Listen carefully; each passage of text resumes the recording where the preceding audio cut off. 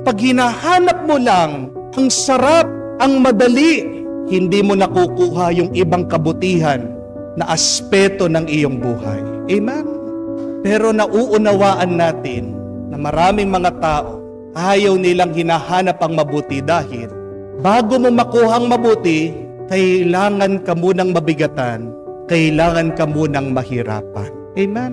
Diyan natin naiintindihan. Bakit ang mga tao sa Ebanghelyo, iniwan nila ang Panginoon? Narinig natin ang pinaka-nakakalungkot na pangungusap sa Biblia. Sabi, pagkatapos silang marinig ang turo ni Jesus, hindi nila matanggap, marami sa kanyang mga alagad ang tumalikod sa kanya, iniwanan siya, bumalik sila doon sa dati nilang buhay. Sabi ng mga alagad, ang tagal nilang nakikinig sa turo ni Jesus, mahirap ang turo na yan.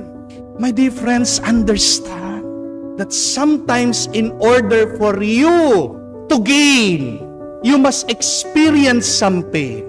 A moment of pain can sometimes bring about a lifetime of glory.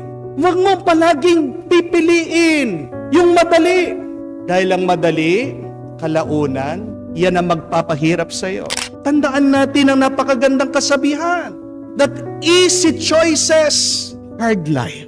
But hard choices leads to an easy life.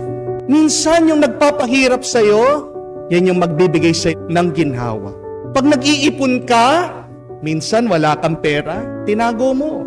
Pero yan ang nagpapayaman sa iyo. Pag nag-aaral ang bata, sumasakit ang ulo niya. Pero yung nagpapasakit sa ulo niya, yun yung nagpapatalino sa kanya.